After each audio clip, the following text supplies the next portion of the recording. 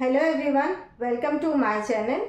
हम लोगों ने चैप्टर 9 स्टार्ट किया है और एप्लीकेशन हम लोग कर रहे हैं। चैप्टर 9 में ट्रिग्नोमेट्री की एप्लीकेशन कर रहे हैं।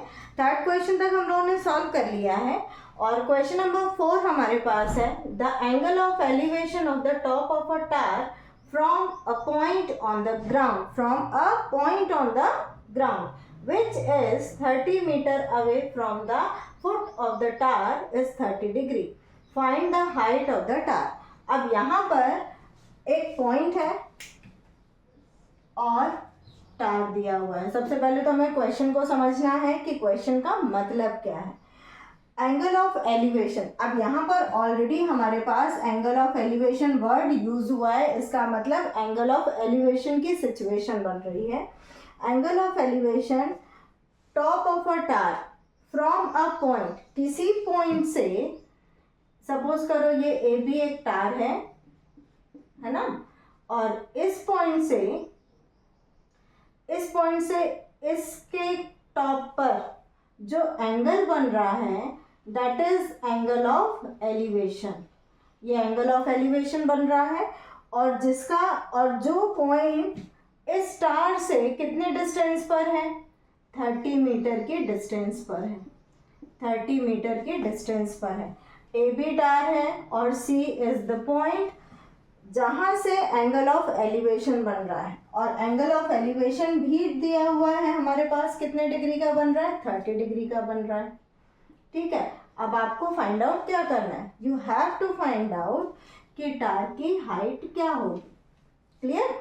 तो आप कंसीडर कर सकते हैं कि ए बी की हाइट मान लीजिए h मीटर है, या फिर आप ए बी को ए बी ही रहने दो। ठीक, अब सॉल्यूशन करेंगे इसका। क्वेश्चन समझ में आ गया आई थिंक, है ना? समझ आया ना question? Angle of elevation of the top of a tower from a point, किसी पॉइंट से टावर के टॉप पर जो एंगल ऑफ एलिवेशन बन रहा है वो 30 डिग्री है, और वो जो पॉइंट है वो टावर के फुट से कितनी मीटर की दूरी पर है, 30 मीटर की दूरी पर है। अब देखिए, अब आपके दिमाग में एक क्वेश्चन उठ रहा होगा कि मैंने जब आपको एंगल ऑफ एलिवेशन और एंगल ऑफ डिप्रेशन समझाया था तो मैंने ये कहा था कि ये जो हॉरिजॉन्टल लाइन है वो बेस लाइन है, और बेस लाइन के ऊपर और नीचे एंगल फॉर्म होते हैं, और हॉरिजॉन्टल जो लाइन है वो ऑब्जर्वर आई से कंसीडर की जाती है। यहाँ पर कुछ भी मेंशन नहीं है। तुम ये सोच रहे होगे कि ये तो टावर के यहाँ पर कोई पर्सन खड़ा हुआ है, फिर वो वहाँ देख रहा है, तो फिर तो उसकी हाइट भी माइनस होनी चाहिए, लेकिन यहाँ पर ऐसा कुछ भी नहीं है। जब इस तरह की सिचुएशन होती है तो उसमें मेंशन होता है, अदरवाइज बाय डिफॉल्ट जो सिचुएशन दी है और जो बेस बोला जाता है वही हॉरिजॉन्टल लाइन होती है। ठीक है, अब यहाँ पर 30 डिग्री, अब हमें क्या फाइंड आउट करना है, परपेंडिकुलर फाइंड आउट करना है। और हमारे पास क्या दिया हुआ है, बेस दिया हुआ है और एंगल दिया हुआ है। तो परपेंडिकुलर बेस और एंगल में कौन से उसका रिलेशन होता है, रेशियो का? परपेंडिकुलर बेस कॉट भी अप्लाई कर सकते हैं और 10 भी अप्लाई कर सकते हैं। जनरली हम 10 अप्लाई करते हैं क्योंकि 10 की वैल्यूज सॉल्व करते करते याद हो जाती है ना? अब यहाँ पर इन ट्राइंगल, बाकी आप उसको लैंग्वेज में लिख लेना कि लेट कंसीडर, क्या क्या कंसीडर किया, ए बी कंसीडर, आप इसमें नेमिंग अलग कर सकते हैं, है ना, वो आपके ऊपर है। In triangle A B C tan theta, अब टेन थीटा बराबर क्या होता है, perpendicular upon base, P by B, है ना। अब टेन थीटा यहाँ पर कितना है, 30 degree, tan 30 degree is equal to P by B. P means perpendicular A B और B मीन्स बेस 30 मीटर। अब टेन 30 डिग्री की वैल्यू क्या होती है, 1/√3 A B upon 30 metre. Metre हम लोग बाद में लगा देंगे। नाउ क्रॉस मल्टीप्लाई दिस, अब इसको हमने क्रॉस मल्टीप्लाई किया तो 30/√3 मिला is equal to A B मिला। हमने इसको ए बी को यहीं रहने दिया, इसको यहाँ ले जाओगे फिर वापस लाओगे कोई मतलब नहीं है, इसीलिए 30 को हम यहाँ लेकर गए और इसको यहीं रहने दिया, ए बी को यहाँ पर ही रहने दिया। ठीक है, अब ए बी बराबर 30/√3 क्या हमें इसको लिख सकते हैं A B is equal to 30/√3। कुछ भी नहीं किया मैंने, बस अल्टी पल्टी कर दिया है ना। A B is equal to 30√3। अब क्या करना है, rationalisation. Yes, very good. A B is equal to 30/√3 है। अब √3 में कब कन्वर्ट होगा, जब उसी नंबर से मल्टीप्लाई होगा, इनटू √3/√3। ये क्लास 9th में ये कॉन्सेप्ट आपने पढ़ा होगा। अब A B is equal to 30√3 upon √3 into √3 क्या हो जाता है 3। तो ए बी बराबर क्या हो जाएगा, 3 से ये 30 कैंसिल हो गया, तो 10√3 metre. What is this, this is height of the tower. समझ आ गया, ठीक है, नोट कर लीजिए इसको। अब हमारा नेक्स्ट क्वेश्चन है, question number 5। A kite is flying at a height of 60 metre above the ground. ठीक है, अब पहला जो स्टेटमेंट पढ़ने के बाद आप इमेजिन कर सकते हैं कि कोई बच्चा है, वो काइट उड़ा रहा है, और वो जो काइट उड़ा रहा है वो ग्राउंड से, जहाँ से वो उड़ा रहा है, वो 30 मीटर ऊपर उड़ रही है, 60 मीटर ऊपर उड़ रही है। ठीक है, और जब आप काइट उड़ाते हैं तो उसमें स्ट्रिंग बंधी हुई होती है, धागा बंधा हुआ होता है, और स्ट्रिंग जो अटैच्ड है काइट से, वो temporarily tied to a point of the ground. वो जो थ्रेड है वो किसी पॉइंट से बांध दिया गया है, और kite 60 metre above ground level से उड़ रही है। ठीक है, अब the inclination of the string, अब यहाँ पर कुछ भी नहीं बोला है, लेकिन एक वर्ड यूज हुआ है, इंक्लिनेशन। अब इंक्लिनेशन का मतलब भी क्या होता है कि एंगल वो फॉर्म कर रहा है ना। The inclination of the string with the ground is 60 degree. मतलब सपोज करो ये एक काइट है, और ये काइट कहाँ, यहाँ कहीं थ्रेड बंधा हुआ है, और ये 60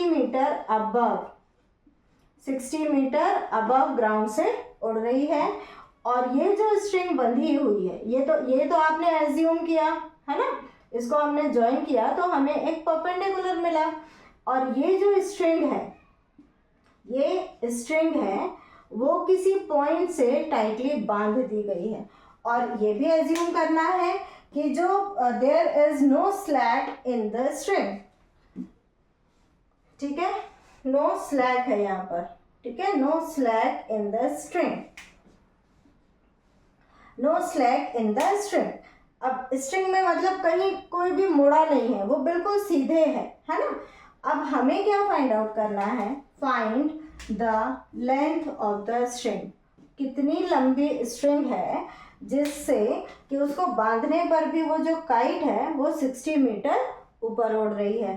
ठीक, अब ये जो एंगल बना रहा है, ये जो स्ट्रिंग एंगल बना रही है ग्राउंड से, वो कितने डिग्री का बना रही है, 60 डिग्री का बना रही है। आई थिंक ये आपने इमेजिन कर लिया होगा कि क्या सिचुएशन है। काइट उड़ रही है ऊपर, 60 मीटर की दूरी पर है ज़मीन से, वो 60 मीटर ऊपर है, और हमने स्ट्रिंग को कहीं किसी पॉइंट पर बांध दिया है, और स्ट्रिंग में कहीं भी कोई भी स्लैक नहीं है, मीन्स कहीं मुड़ी नहीं है, वो बिल्कुल सीधे है। तो हमें उस स्ट्रिंग की लेंथ पता करनी है कि कितनी लंबी स्ट्रिंग होगी। ठीक, ABC, ये राइट एंगल ट्रायंगल बन गया। यहाँ पर ये जो एंगल है वो 60 डिग्री है। अब हमारे पास परपेंडिकुलर दिया हुआ है, और हमें फाइंड आउट क्या करना है, हमें हाइपोटेनस फाइंड आउट करना है। क्लियर, बेस की ज़रूरत नहीं है, बेस कैलकुलेट नहीं करना है। अब यदि हमें हाइपोटेनस फाइंड आउट करना है, परपेंडिकुलर गिवन है, तो कौन सा रेशियो अप्लाई करेंगे, PBP अपॉन HHB। P और H में कौन सा रिलेशन बता रहा है, ये वाला, पहला वाला, और पहला किस लिए होता है, साइन थीटा के लिए होता है। ठीक है, तो in triangle ABC sine theta degree is equal to क्या हो जाएगा, AC perpendicular upon hypotenuse, AC upon AB। AB क्या है, लेंथ ऑफ द स्ट्रिंग है। अब साइन थीटा डिग्री मतलब साइन 60 डिग्री, और AC हमारे पास कितना दिया हुआ है 60 मीटर, और AB हमें कैलकुलेट करना है। अब साइन 60 डिग्री की वैल्यू क्या होती है? यस, √3/2। साइन 60 डिग्री क्या होता है? √3/2, 60/AB। अब AB को यहाँ लेते जाओ और इसको यहाँ ट्रांसफर कर दो, तो आपके पास क्या मिलेगा? AB यहाँ जाएगा और आपने इसको ट्रांसफर किया, तो 60 × 2 अपॉन में हो जाएगा √3। अब ये √3 अपॉन में नहीं चाहिए मुझे, डिनोमिनेटर में नहीं चाहिए इरेशनल नंबर, तो AB बराबर क्या होगा? 60 × 2 इंटू √3, और √3/√3 का मल्टीप्लिकेशन कर देंगे। अब √3 मल्टीप्लाइड बाय √3 कितना हो जाएगा? 60 × 2√3/3। ठीक, अब इसको और सॉल्व करोगे तो क्या हो जाएगा? 3 × 1 = 3, 3 × 2 = 6, 20 × 2, AB बराबर 20 × 2 40 √3, मीन्स ये क्या हो गया? मीटर। अब what is this? This is length of the string. तो वो स्ट्रिंग की लेंथ उतनी होगी, कितनी? 40 √3 मीटर होगी, यदि वो काइट को कितने डिस्टेंस पर उड़ा रही है? 60 मीटर पर लेकर जा रही है। क्लियर? आई थिंक ये दोनों क्वेश्चन अब क्लियर हो गए होंगे आपको। यदि कोई सॉल्यूशन में कोई डाउट आ रहा है या लग रहा है कि इसको ऐसे नहीं ऐसे एक्सप्लेन करें, या एक्सप्लेनेशन समझ नहीं आ रहा है, तो कमेंट के थ्रू आप बता सकते हैं। ठीक है? Have a nice day to all of you.